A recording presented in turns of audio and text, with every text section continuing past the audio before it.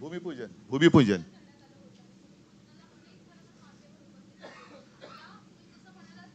Corona सुद्धा उपस्थित होता.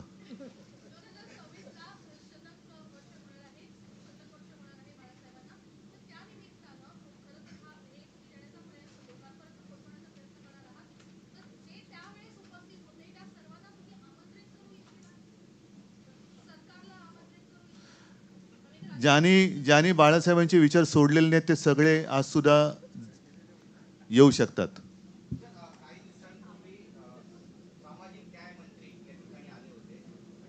नाही ठीक आहे, मी त्यांच्या स्मारकाबद्दल बोलण्याची गरज नाही, मी या स्मारकाबद्दल बोलतो.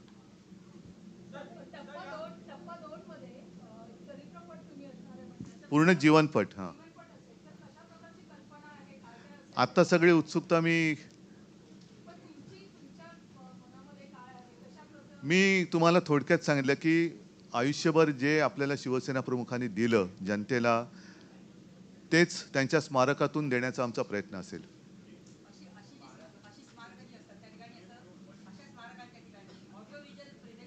सगळं सगळं सगळं म्हणून मी काय म्हटलं की त्याचं पूर्ण आरेखन तयार झालेलं आहे, पण ते जर का मी आत्ता तुमच्यासमोर सादर केलं तर त्यातली उत्सुकता जाईल.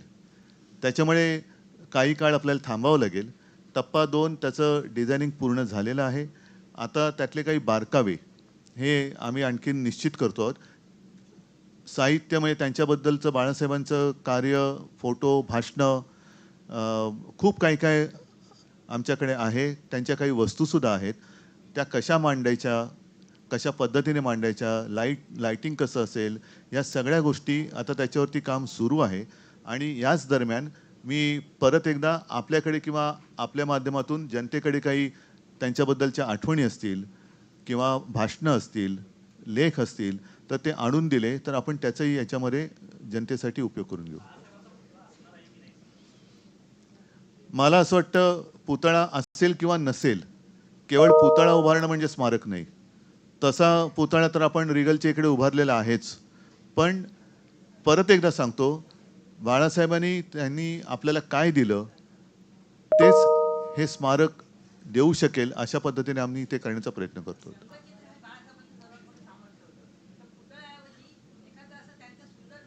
या सगळ्या सूचना आपण तुम्ही द्या, पण करू करू ना, जरा थांबा. म्हणून तुमची आता ही जी उत्सुकता आहे ना, हीच मला नाहीशी नाही करायची, म्हणून मी तुम्हाला आता प्रेझेंटेशन नाही देते.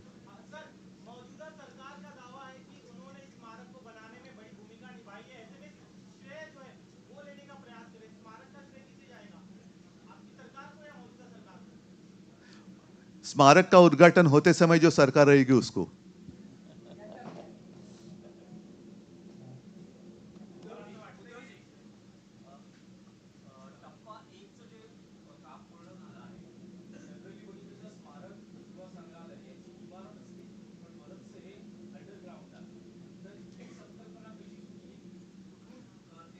हां, मगाशी मी ते जे थोडक्यात सांगितलं की ही संकल्पना आर्किटेक्ट आभा लांबा यांची आहे.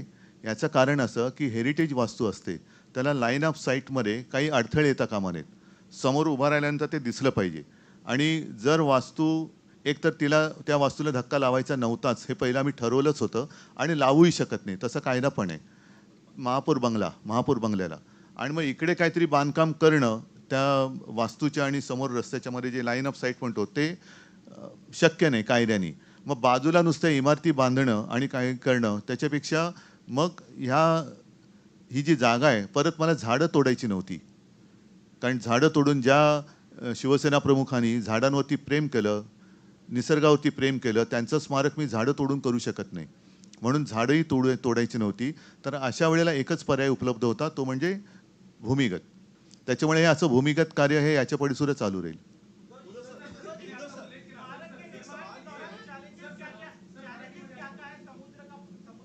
अरे आप समुद्र से बाहर आइए ना.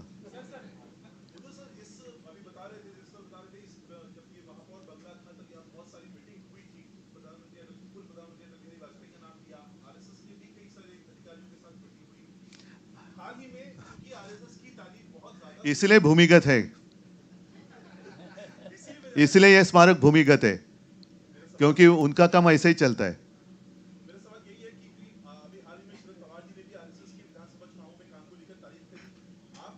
नहीं, मैं इस आज स्मारक के बारे में कहूंगा।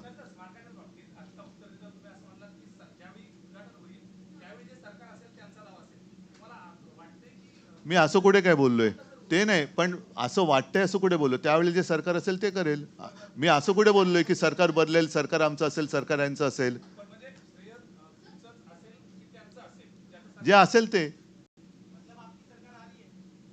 ऐसे मैंने कुछ कहा नहीं। मैंने आपका जो प्रश्न था उसको मैंने उत्तर दिया है कि श्रेय का वाद जो है, इसमें श्रेय की लड़ाई होनी नहीं चाहिए।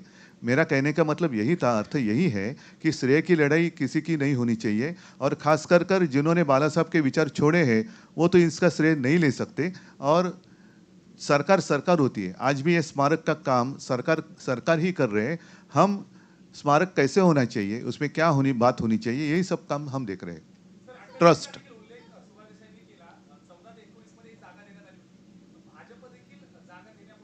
आहे ना। मी म्हटलं ना की श्रेयवादाच्या लढाईत मला पडायचं नाही, कारण बाळासाहेबांनी अनेकांना काय काय दिलेलं आहे, आणि ज्यांनाही बाळासाहेब असताना काही घेऊ शकले नाहीत अशी जी काही लोक असतील त्यांनी निदान स्मारकातून तरी घ्यावं, ही माझी इच्छा आहे। ठीक आहे।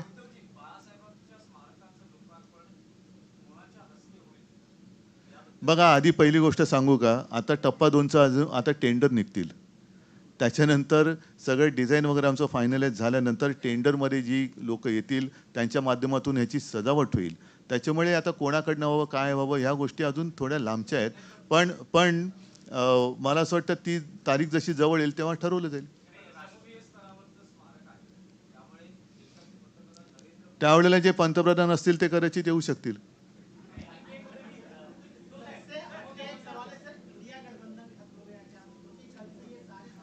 बाला साहब थे तब इंडिया गठबंधन था नहीं, तो इसलिए स्मारक में इंडिया गठबंधन की कोई बात नहीं है।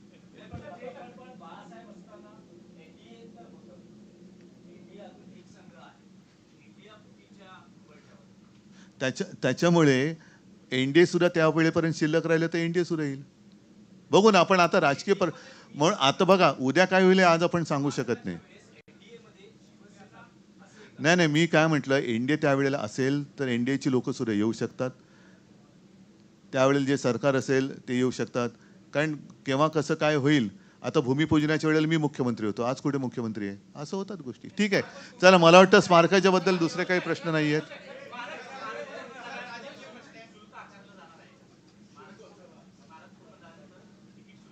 बघा, शेवटी हे जे आहे ना, हे MMRDAच्या माध्यमातून करते, त्याच्यामुळे त्याच्याबद्दल मी आत्ता तर काही सांगू शकत नाही, पण माझी अशी इच्छा आहे की शुल्क वगैरे आकारू नये।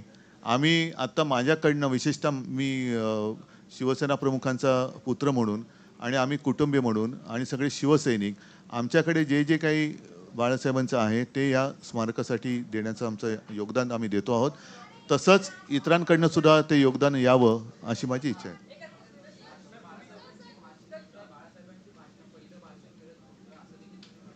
पहिलं भाषण आहे माझ्याकडे आत्ता फोनमध्ये, काही भाषणं मिळत नाही आहेत, कारण याचं कारण असं की पहिल्या मेळाव्याचं भाषण आत्ता सुद्धा माझ्या फोनमध्ये आहे, मात्र त्यावेळेला आत्ता जसं रेकॉर्डिंग किंवा तुमचे कॅमेरे वगैरे आहेत तेव्हा ते स्पूलवरती रेकॉर्डिंग व्हायचं, आणि ते रेकॉर्डिंग बहुतेक वेळेला पहिल्या 10 वर्षातलं जे आहे ते माझे काका करायचे, श्रीकांत ठाकरे, आणि त्याच्यानंतर हळूहळू मग छोटे टेप रेकॉर्डर आले, मग डिजिटल आले, तर पहिले 8, 10, 15 वर्षातली जी भाषणं आहेत दसरा मेळाव्यातली किंवा इतरत्र, बाळासाहेबांची केवळ दसरा मेळाव्यातच त्यांनी भाषण नाही केलं,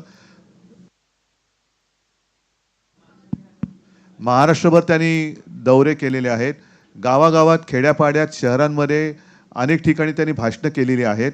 आता ही सगळी भाषणं आमच्यापैकी कोणी रेकॉर्ड करू शकले नाहीत सगळीकडचे, त्याच्यामुळे स्थानिक पातळीवरती जर का कोणी रेकॉर्ड केलेलं असेल तर ते द्यावं ही माझी विनंती आहे।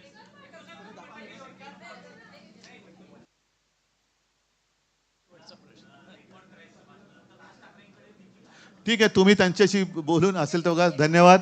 मला वाटतं आपण हे स्मारक कसं झालेलं ते पाहावं। त्याची पहिला टप्पा जो आहे तो जनतेसमोर आणावा. धन्यवाद. जय हिंद, जय महाराष्ट्र.